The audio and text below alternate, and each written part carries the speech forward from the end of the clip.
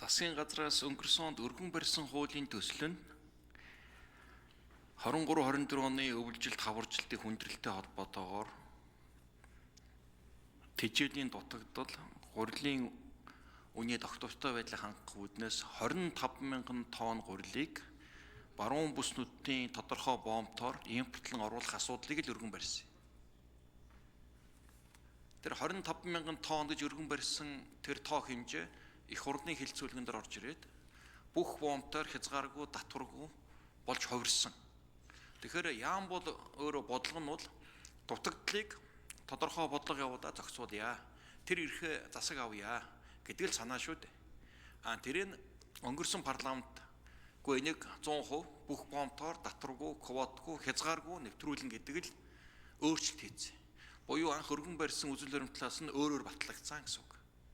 Тэгэхээр мэргэжлийн салбарын яам бол салбараа хамгаалсан бодлого оруулж ирсэн шүү.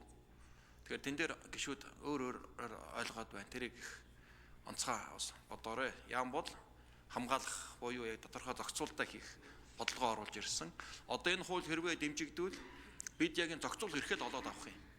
Тухайн жилийн ургацын байдалтай уялдуулаад нөөцөө зөв бүрдүүлээд аль боомтоор суллах уу, аль боомтоор хязгаарлалт хийх үү, аль төрөл дээр нь квот олох уу гэдэг засаг бол өмнө зохицуулаад ийм хурдан шуурхай байдал хангаа явж ирсэн.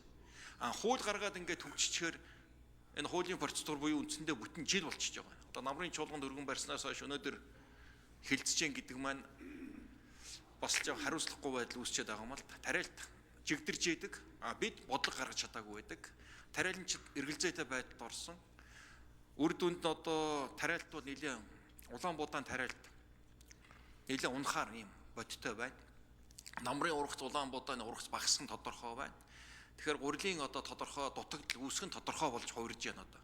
Үнэхээр бид бол цаг хугацаа алдчихлаа. Тэгэхээр газар тариалан гэдэг бол цаг хугацаатай уралдаж явдаг. Болохоор нөхөө тарина гэдэг болцоо байдгүй. Тэгэхэд өөр таримл руу их хүчтэй шилжиж байгаа байдал.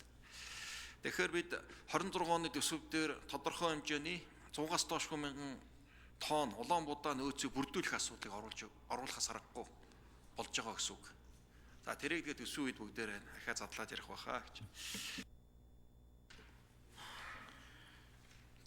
За, одонгийн цогцөрлөгч асуулт.